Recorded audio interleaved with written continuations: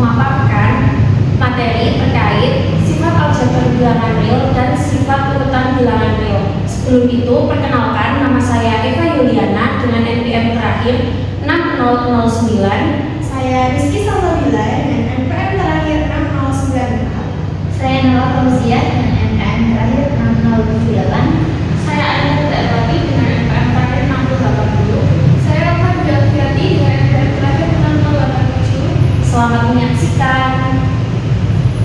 Jadi, topik pembahasan yang akan kami paparkan pada video kali ini ada 4. Yang pertama yaitu sifat aljabar bilangan real, yang kedua bilangan rasional dan irasional, yang ketiga sifat urutan bilangan real, dan yang keempat adalah ketaksamaan atau inequalities.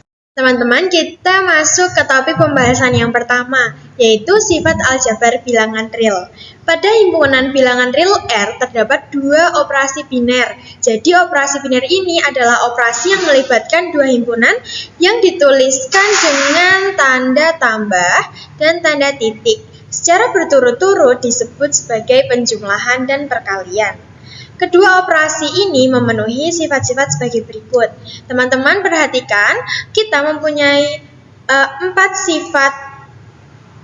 Pertama, yang berlaku pada penjumlahan yang disimbolkan dengan huruf A, yaitu aditif, dan terdapat 4 sifat terakhir yang berlaku pada perkalian yang disimbolkan dengan huruf M, yaitu multiplikatif. Baik teman-teman, kita masuk ke sifat yang pertama.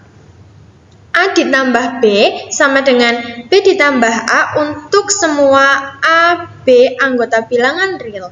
Sifat komutatif penjumlahan. Yang kedua, dalam kurung A ditambah B ditambahkan dengan C sama dengan A ditambah dalam kurung B ditambah C untuk semua A, B, C anggota bilangan real. Jadi, saat kita menambahkan 2 unsur pertama terlebih dahulu, hasilnya akan sama ketika kita menambahkan 2 unsur yang terakhir terlebih dahulu. Nah, sifat ini dinamakan dengan sifat asosiatif penjumlahan.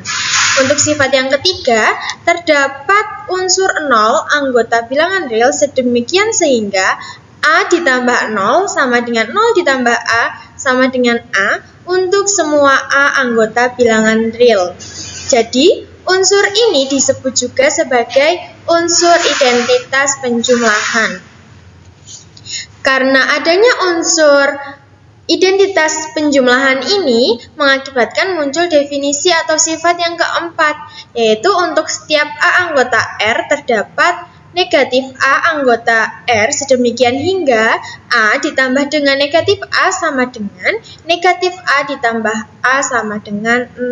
Nah, jadi negatif A ini disebut sebagai inverse dari A dalam penjumlahan, atau secara keseluruhan sifat keempat ini disebut dengan sifat elemen inverse penjumlahan. Selanjutnya kita beralih ke sifat-sifat yang berlaku pada perkalian. Untuk sifat yang pertama, A dikali B sama dengan B dikali A untuk semua A, B anggota bilangan real. Nah, berlaku sifat komutatif perkalian. Untuk sifat yang kedua yaitu dalam kurung A dikali B, kemudian dikalikan dengan C akan sama dengan A dikalikan dengan dalam kurung B dikali C untuk semua A, B, C anggota bilangan real. Jadi, ketika ada perkalian 3 bilangan, maka saat kita mengerjakan 2 bilangan pertama terlebih dahulu, hasilnya akan sama dengan ketika kita mengalihkan 2 bilangan terakhir terlebih dahulu. Nah, jadi sifat ini dinamakan dengan sifat asosiatif perkalian. Untuk sifat yang ketiga, terdapat unsur 1 anggota bilangan real sedemikian hingga 1 dikali A sama dengan A dikali 1 sama dengan A untuk A anggota bilangan real. Nah, jadi 1 ini sebagai unsur identitas dalam perkalian. Untuk sifat selanjutnya, setiap A anggota real dan A tidak sama dengan 0 terdapat 1 per A anggota bilangan real. Demikian hingga A dikali 1 per A sama dengan 1 per A dikali A akan menghasilkan 1. Nah, 1 per A ini disebut sebagai unsur inverse perkalian.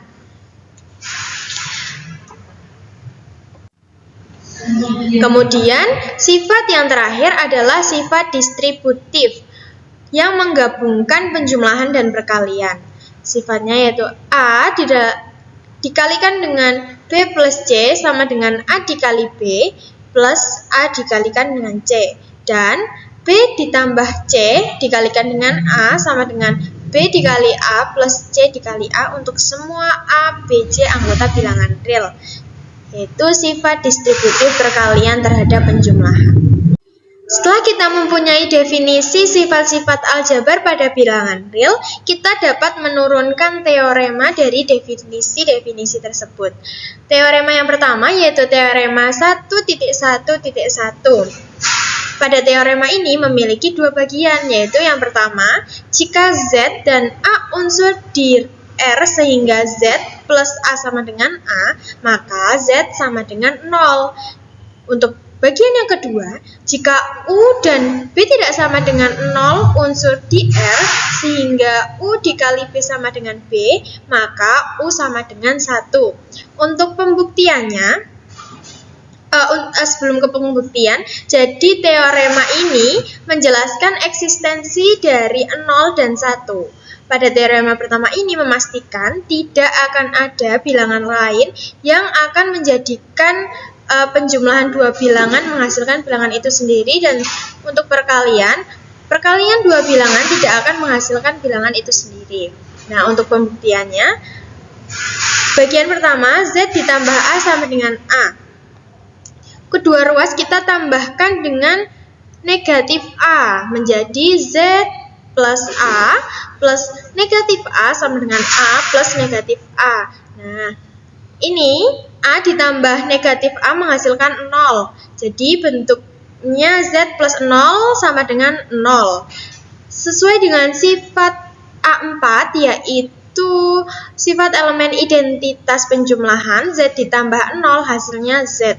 Jadi Z sama dengan 0. Kemudian untuk bagian B, U dikali B sama dengan B.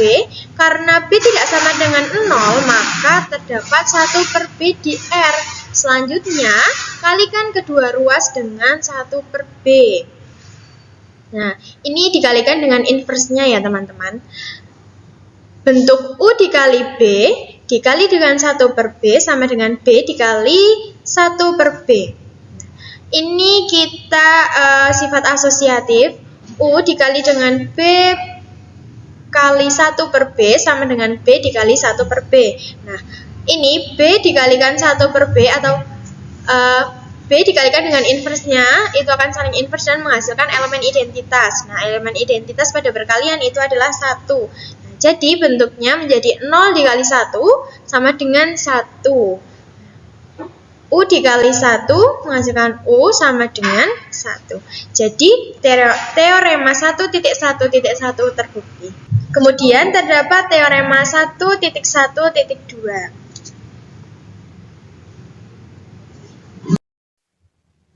Kemudian ini merupakan teorema 1.1.3. Kemudian terdapat teorema 1.1.4. Untuk lebih jelasnya, teman-teman dapat mengakses slide ini di link deskripsi. Nanti kita akan menyantumkan link deskripsi terkait materi yang kami paparkan. Sekarang kita akan ke pembahasan bilangan rasional dan irasional. Bilangan rasional ini adalah elemen bilangan real yang dapat dituliskan dalam bentuk B per A, di mana A, B ini adalah anggota dari bilangan bulat dan A tidak boleh sama dengan 0.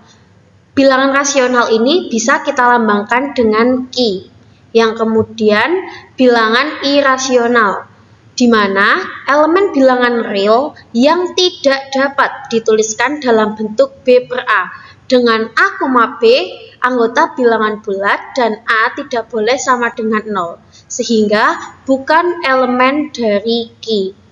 Nah, jadi perbedaan dari bilangan rasional dan bilangan irasional itu terletak dalam bentuknya salah satunya. Kalau rasional itu kan dapat dituliskan dalam bentuk B per A kan. Nah, kalau irasional itu tidak dapat ditulis dalam bentuk B per A. Kita ke pembuktian bilangan rasional. Ada teorema 1.1.5. Tidak terdapat bilangan rasional T sehingga T kuadrat sama dengan 2. Kita pakai cara kontradiktif, di mana kita asumsikan T bilangan rasional sehingga dapat dinyatakan sebagai P per Q, di mana P, Q itu tidak boleh sama dengan 0 dan anggota dari Z atau anggota dari bilangan bulat. Dan faktor persekutuannya itu sama dengan 1. Sehingga kita bisa mulai dari T kuadrat. T kuadrat itu kan bilangan rasional kan tadi asumsinya, maka T kuadrat itu bisa kita tulis P per Q, ya kan? T-nya kan P per Q, kemudian dipangkatkan 2 sehingga P per Q dipangkat 2 sama dengan tadi T kuadrat itu kan sama dengan 2, maka P per Q pangkat 2 sama dengan 2. Kita operasikan jadi P kuadrat per Q kuadrat sama dengan 2. Jadi tinggal kita pindah ruas aja, P kuadrat sama dengan 2Q kuadrat. Dengan demikian P kuadrat genap. Akibatnya P juga bilangan asli genap. Karena bilangan genap dikuadratkan itu hasilnya juga pasti bilangan genap. Jadi ketika P kuadrat itu genap, maka P-nya juga udah pasti genap. Nah, karena P kuadrat genap, maka P genap, sehingga bisa kita tulis, kan P-nya genap. Karena genap, kita misalkan sebagai 2M. Kenapa 2M? Karena perkalian dengan angka 2 itu pasti akan menghasilkan bilangan genap juga. Dengan M anggota bilangan bulat. Akibatnya, nah, dari sini kita mulai dari sini lagi. Kan P kuadrat itu kan sama dengan 2Q kuadrat kan. Nah, 2Q kuadrat itu sama dengan P kuadrat kan. Nah, P kuadratnya itu berapa? Nah, tadi kan P-nya itu kan 2M. Maka 2M dikuadratkan kan jadi 4M kuadrat. Jadi, kita kedua ruasnya kita bagi dengan 2 menjadi Q kuadrat sama dengan 2M kuadrat.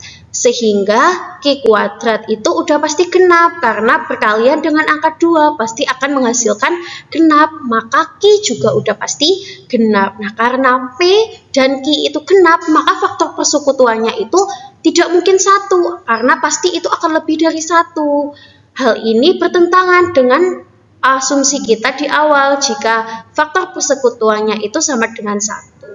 Jadi seharusnya tidak ada bilangan rasional T sehingga T kuadrat itu sama dengan 2. Nah, kemudian sifat-sifat urutan bilangan real.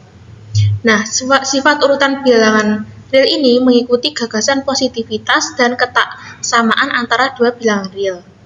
Nah, pada himpunan bilangan real R terdapat himpunan tak kosong P dari R, yaitu bilangan positif yang memenuhi sifat. Yang pertama, jika A, B anggota P, maka A plus B juga anggota P. Yang kedua, jika A, B merupakan anggota P, maka A, B juga anggota P. Yang ketiga, jika A anggota P, maka memenuhi tepat satu kondisi berikut. A anggota P atau A sama dengan 0 atau min A anggota P. Nah, untuk sifat yang pertama dan kedua ini merupakan aksioma bilangan positif. Sedangkan untuk yang sifat ketiga ini merupakan sifat trikotomi. Nah, berikut notasi urutan sifat bilangan real. Nah, kemudian ini ada definisi 2.1. Nah, kalian bisa dibaca nanti akan kami cantumkan link di deskripsi. Ini untuk teorema 2.1.3. Kemudian kita lanjut ke teorema 2.1.4. Di sini terdapat 3 pernyataan. Yang pertama yang A, jika A elemen dari R dan A tidak sama dengan 0, maka A kuadrat lebih dari 0. Yang B, 1 lebih dari 0 dan yang C N elemen dari N, maka N lebih dari 0. Nah, pada kesempatan kali ini kami akan membuktikan salah satunya saja, yaitu yang A. Jika A elemen dari R dan A tidak sama dengan 0, maka A kuadrat lebih dari 0. Pembuktiannya, karena A tidak sama dengan 0, maka menurut sifat trikotomi ada dua kemungkinan, yaitu A elemen dari B atau negatif A elemen dari B. Kemudian, berdasarkan aksioma, A kuadrat itu bisa kita dapat dari A dikali A elemen dari B. Tadi kita punya A elemen dari P, kemudian elemen P dikali dengan elemen P menurut sifat aksioma, yaitu sifat tertutup pada perkalian, maka hasil perkaliannya akan tetap berada di elemen P. Kemudian berdasarkan teorema, A kuadrat juga bisa kita dapat dengan negatif A dikali negatif A. Nah, negatif A tadi adalah elemen dari P. Kemudian elemen P dikali dengan elemen P, menurut sifat tertutup pada operasi perkalian, hasilnya akan elemen P juga. Sehingga A kuadrat sama dengan negatif A dikali negatif A elemen dari P. Karena tadi A kuadrat elemen dari P didapat dari yang negatifnya maupun yang positifnya, sebagaimana pernyataan yang diketahui, sehingga diperoleh dari kepositifan ini, kita bisa tulis dalam bentuk ketasamaannya, yaitu menjadi A kuadrat lebih dari 0. Jadi, A kuadrat elemen P sehingga diperoleh A kuadrat lebih dari 0 terbukti. Berikut adalah pembuktian dari teorema 2.1.4 untuk yang B dan C. Nah, kemudian di sini ada teorema 2.1.5. Misalkan A, B, C, D unsur-unsur di R, maka A jika A lebih dari B, maka A plus C lebih dari B plus C. Untuk yang B, jika A lebih dari B dan C lebih dari D, maka A plus C lebih dari B plus D. Yang C, jika A lebih dari B dan C lebih dari 0, maka AC lebih dari BC. Dan jika A lebih dari B dan C kurang dari 0, maka AC kurang dari BC. Yang D, jika A lebih dari 0, maka 1 per A lebih dari 0. Dan jika A kurang dari 0, maka 1 per A kurang dari 0. Nah, di sini saya akan membuktikan untuk bagian A saja. Nah, jika A lebih dari B, maka A plus C lebih dari B plus C. Nah, yang diketahui kan A lebih dari B. Karena A lebih dari B, maka berdasarkan sifat kepositifan, jika A lebih dari B, maka A min B. Nah, A min B ini merupakan anggota himpunan bilangan positif. Nah, kemudian kita uraikan dengan sifat aljabar. Tetapi sebelum itu, kita harus memunculkan nilai C, karena kita akan menurunkan bentuk A plus C lebih dari B plus C dari bentuk A lebih dari B ini. Nah, untuk memunculkan nilai C, kita gunakan 0 sebagai mediumnya. Nah, A min B sama dengan A min B plus 0. Nah, di sini 0 ini tidak mengubah nilai dari A min B. Nah, ini sifat identitas pada penjumlahan. Kemudian, kita munculkan C. Nah, caranya kita ganti 0 dengan C min C, agar tidak merubah nilai pada persamaan yang di atas. Sehingga didapatkan A min B sama dengan A min B plus C min C. Nah, ini sifat inverse pada penjumlahan. Kemudian, kita gunakan sifat komutatif. Nah, C ini kita tukarkan dengan min B. Jadi, A min B sama dengan A plus C min B min C. Kemudian kita kelompokkan, didapatkan A min B sama dengan A plus C dalam kurung dikurangi B plus C dalam kurung. Nah, ini pengelompokan ini merupakan sifat asosiatif. Nah, karena A min B tadi itu merupakan anggota P, jadi kalau A plus C dikurangi B plus C itu juga pasti merupakan anggota P.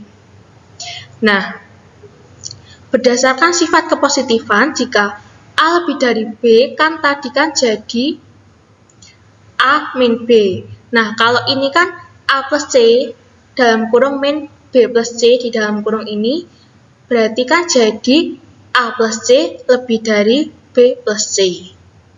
Sehingga pembuktian untuk teorema ini terbukti. Nah, berikut untuk pembuktian bagian B. Nah, ini untuk pembuktian bagian C dan pembuktian bagian D. Kemudian ada teorema 2.1.6 dan ini pembuktiannya.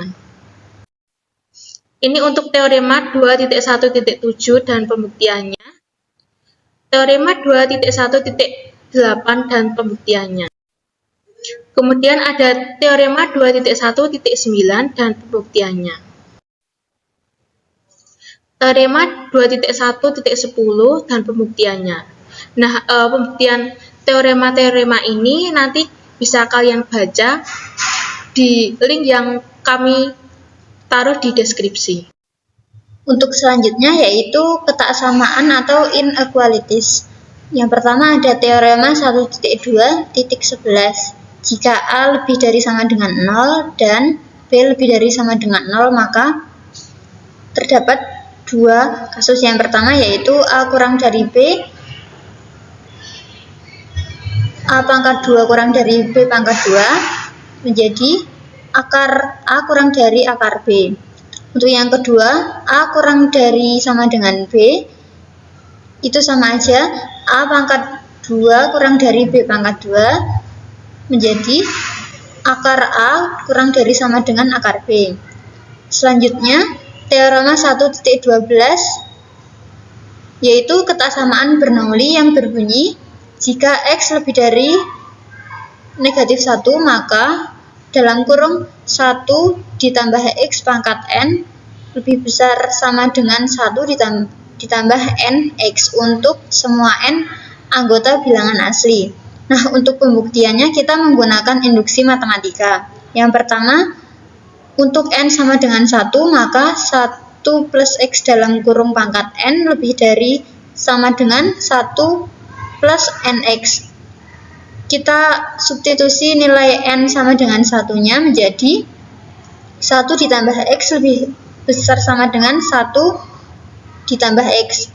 Pernyataan tersebut benar sehingga terbukti benar untuk N sama dengan 1. Kemudian diasumsikan ketaksamaan tersebut benar untuk K elemen bilangan asli dan akan dibuktikan untuk K plus 1. Berdasarkan asumsi 1 plus X dalam kurung pangkat K lebih besar sama dengan 1 ditambah KX, diperoleh bahwa 1 ditambah K lebih dari 0.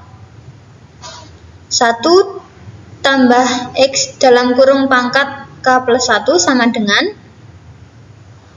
1 plus X pangkat K dikali 1 plus X dalam kurung pangkat 1.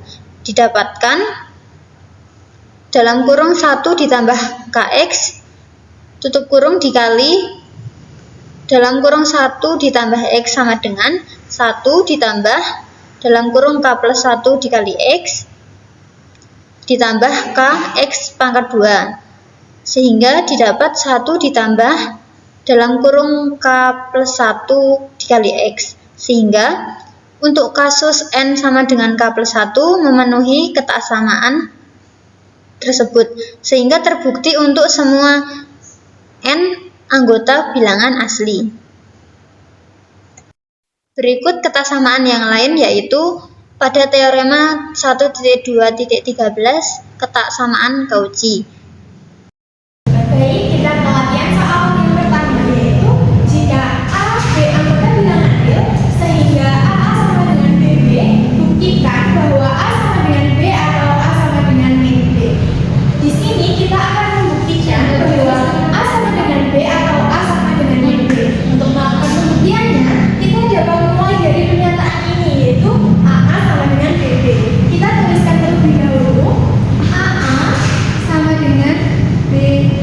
Untuk membuktikannya, kita dapat kurangkan kedua ruas dengan B. Dengan BB, maaf.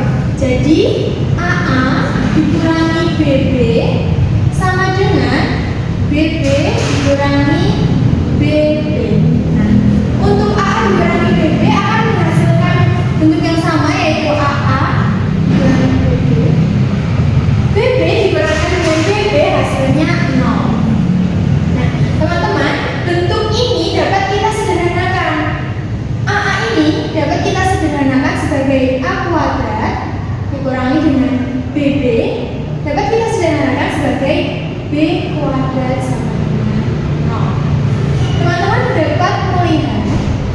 Bentuk ini merupakan bentuk persamaan kuadrat, di mana kita dapat memfaktorkan bentuk ini.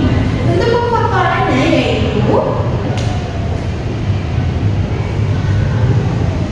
A min B dikalikan dengan A plus B sama dengan 0. Nah, bentuk ini akan kita jadikan ke bentuk A sama dengan B atau A sama dengan min B. Kedua bentuk ini kita jumlahkan dan kurangkan dengan B. Untuk yang pertama, A min B sama dengan 0, kita tambahkan kedua ruas dengan B. Menjadi A min B plus B sama dengan 0 plus B. Ini menghasilkan A 0 karena min B ditambah B sama dengan 0, dan yang ruas kanan menghasilkan 0 plus B. Sesuai dengan sifat A3 yaitu elemen identitas pada penjumlahan, A ditambah 0 akan menghasilkan A, 0 ditambah B akan menghasilkan B. Kemudian untuk bentuk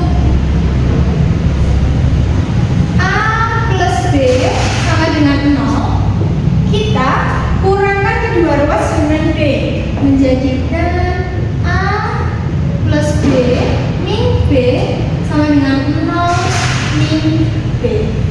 Bentuk pada ruas kiri menghasilkan A plus 0 min B. Ini juga sesuai dengan sifat aljabar A3, elemen identitas pada penjumlahan. A ditambah 0 menghasilkan A, 0 dikurangi B menghasilkan. Jadi dari buktian ini dapat kita pastikan bahwa jika A B anggota bilangan real, saat A sama dengan BB, maka A sama dengan B atau A sama dengan B. Oke, kita akan lanjut ke nomor 2. Buktikan bahwa jika X adalah bilangan rasional dan Y adalah bilangan irasional, maka X plus Y adalah bilangan irasional. Dan jika ditambahkan syarat X tidak boleh sama dengan 0, tunjukkan X, Y adalah bilangan irasional. Nah, untuk membuktikan ini, kita bisa gunakan cara kontradiktif. Pertama kita buktikan X plus Y ini bilangan irasional dulu dengan cara kontradiktif. Berarti kita asumsikan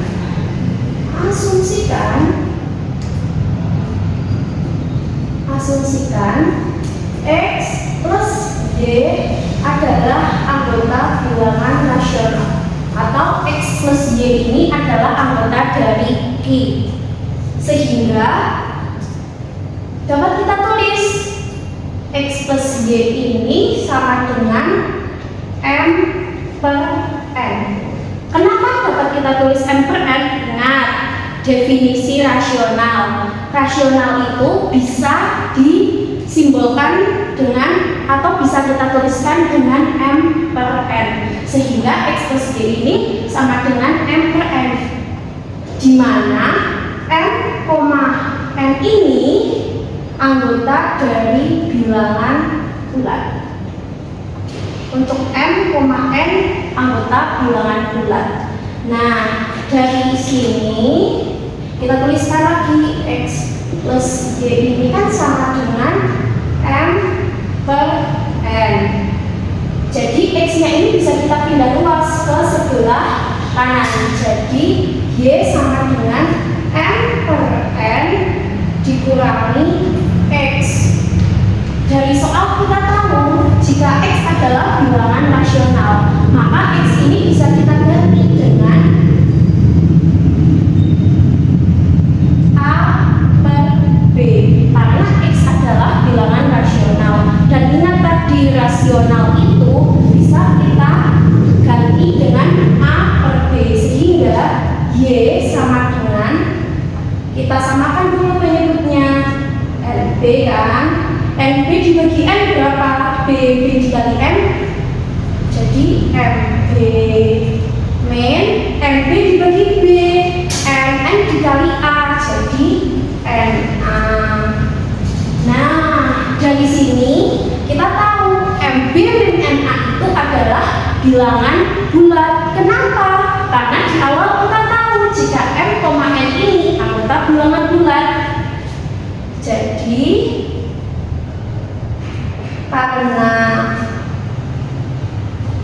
MB min NA itu anggota bilangan bulat dan MB juga anggota bilangan bulat, maka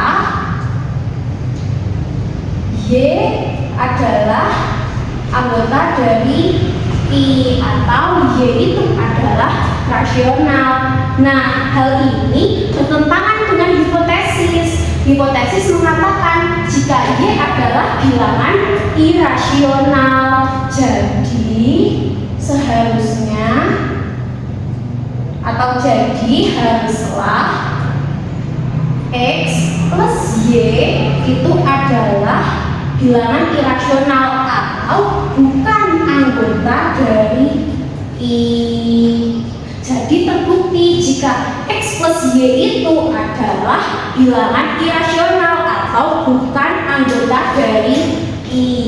Nah, kemudian kita lanjut ke pembuktian X, Y adalah bilangan irasional. Caranya sama dengan yang awal, kita dengan cara kontradiktif. Jadi kita asumsikan ini tak misalkan satu ya, yang pertama ya, yang ini yang kedua. Nah, kita asumsikan jika X, Y itu anggota bilangan rasional, sehingga dapat kita tulis X, Y itu sama dengan P per Q, di mana P, Q anggota bilangan bulat. Seperti itu. Nah, dari sini dari X, Y sama dengan P per Q, kita tuliskan X, Y sama dengan P per Q, ya kan? Kemudian X nya kita pindah luas juga kayak yang tadi, sehingga P per Q karena ini perkalian, kalau pindah ke sini jadi apa? Pembagian. Jadinya pembagian kan dibagi X. Nah, karena X ini P per Q dibagi dengan X, bisa kita tulis gini kan, Y sama dengan P per Q dikali 1 per X. Karena pembagian kalau dijadikan perkalian, X nya jadi pindah ke bawah. Ini X ya. Kemudian Y sama dengan P per Q. Nah, kita tahu X itu tadi hipotesisnya mengatakan apa? X itu bilangan rasional, bisa kita simbolkan dengan A per B dikali 1 per A per B, ya kan? Terus bisa kita sederhanakan jadi P per Q dikali B per A, ya kan? Nah, dari sini tinggal kita operasikan aja. Y sama dengan PB, I kali A sama dengan QA, jadi Y itu sama dengan PB per QA. Nah, kita tahu jika PB itu anggota dari bilangan bulat. Kenapa? Karena P adalah anggota bilangan bulat. Jadi PB anggota bilangan bulat dan QA juga anggota bilangan bulat, sehingga Y sama dengan PB per QA adalah anggota bilangan anggota bilangan rasional. Karena bulat per bulat jadinya adalah bilangan rasional. Hal ini bertentangan dengan hipotesis di awal yang mengatakan Y adalah bilangan irasional. Jadi harusnya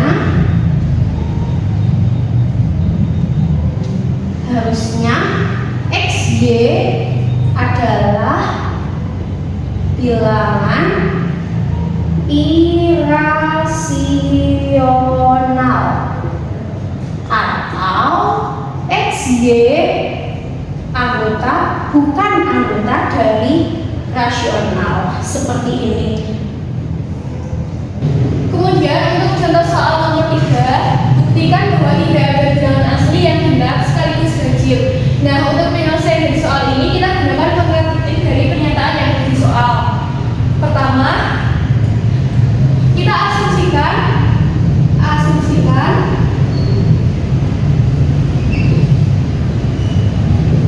misal M elemen dari M atau bilangan asli.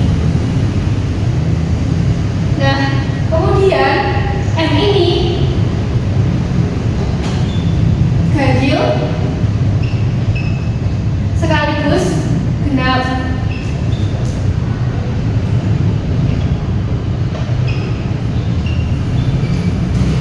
Pertama, kita buat dulu kondisi jika M genap, maka yaitu M sama dengan 2K. Nah, karena ini untuk setiap K elemen dari Z.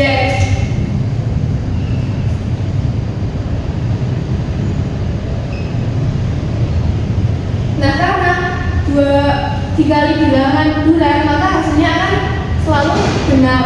Kemudian kondisi yang kedua, jika M ganjil, maka yaitu M sama dengan 2L min 1 untuk suatu L elemen dari Z. Karena apabila 2 dikali sama bilangan bulat kan hasilnya kan genap. Nah, kalau dikurangi sama 1 nanti hasilnya akan ganjil. Kemudian untuk pembuktiannya kita mulai dari yang ini, M sama dengan 2K. Kita tulis N sama dengan 2K. Nah, M tadi kita kan definisikan bahwa M itu bilangan asli yang ganjil sekaligus genap. Maka M bisa kita ganti dengan yang ganjil. Maka bisa kita tulis M sama dengan 2L min 1 sama dengan 2K. Kemudian kita tidak luaskan yang 2K. Jadi 2L min 2K sama dengan 1. Nah, kemudian kita bagi kedua ruas dengan 2. Sehingga kita dapatkan L min K sama dengan 1/2. Nah, 1/2 ini bukan elemen dari Z. Padahal apabila dua buah bilangan bulat atau Z kita operasikan dengan penjumlahan ataupun pengurangan, hasilnya sudah pasti bulat juga. Tapi kita dapatkan hasil sebuah pecahan. Sehingga kesimpulannya, maka tidak benar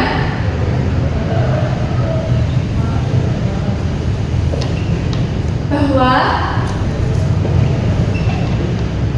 M elemen dari bilangan asli yang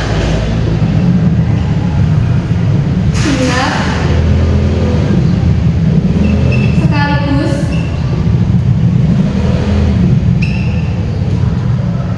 ganjil.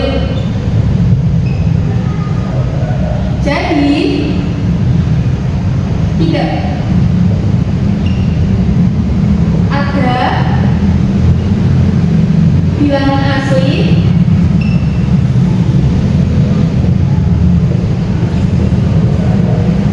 yang genap sekaligus ganjil.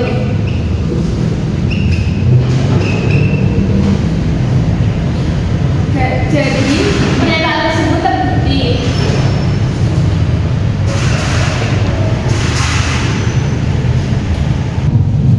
Kita ke soal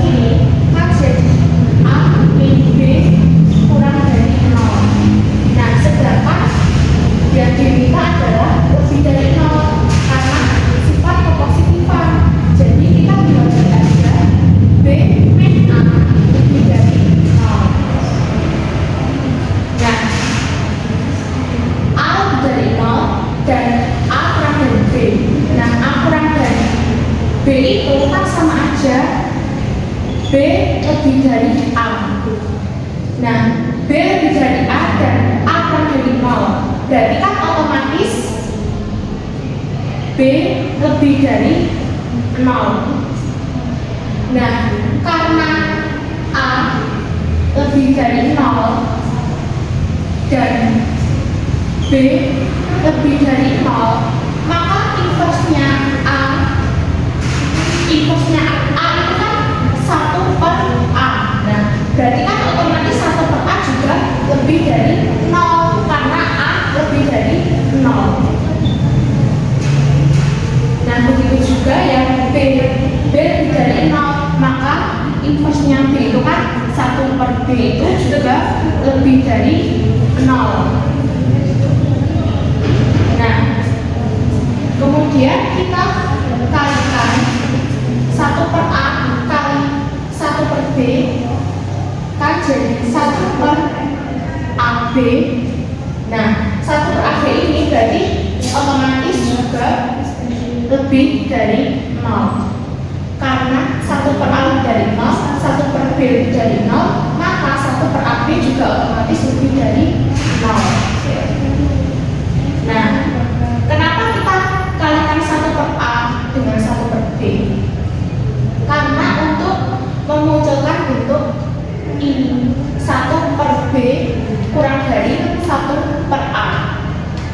Nah, gimana caranya untuk memunculkan bentuk 1 per B kurang dari 1 per A?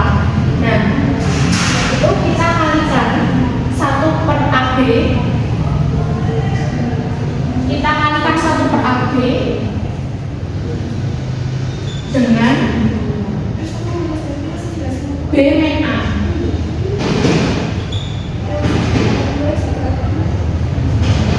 Nah, ini kan sama aja dan B min A per AB. Nah, ini kalau kita pisahkan jadi B per AB dikurangi A per AB. Nah, ini sama aja 1 per A dikurangi 1 per B. Nah, karena tadi 1 per AB lebih dari 0 dan B min A lebih dari 0, kan berarti kan otomatis 1 per AB dikali B min A ini juga lebih dari 0. Nah, karena 1 per AB dikali B min A itu sama aja kayak 1 per A dikurangi 1 per B, maka 1 per A dikurangi 1 per B ini juga lebih dari 0. Nah, berdasarkan sifat kepositifan,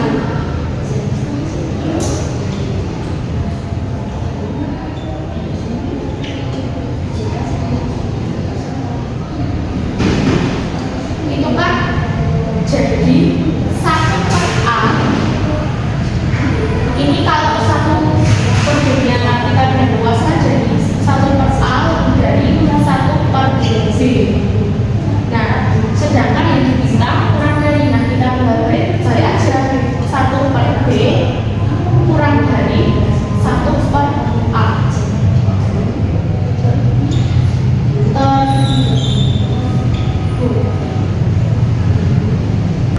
Oke, selanjutnya kita ke latihan soal yang ke-6. Soalnya yaitu tunjukkan bahwa 0 kurang dari C kuadrat kurang dari C kurang dari 1 jika C lebih dari 0 kurang dari 1. Untuk penyelesaiannya kita menggunakan pernyataan yang C lebih dari 0, C kurang dari 1. C kurang dari 0 kurang dari 1. Ini berarti C itu lebih dari 0 dan C kurang dari 1. Untuk menyamakan keduanya menjadi lebih dari 0 semua, maka C kurang dari 1 itu C kita pindah luaskan ke kanan menjadi 0 kurang dari 1 dikurangi C. Itu sama aja 1 dikurangi C lebih dari 0. Perhatikan bahwa C itu kan lebih dari 0 dan 1 dikurangi C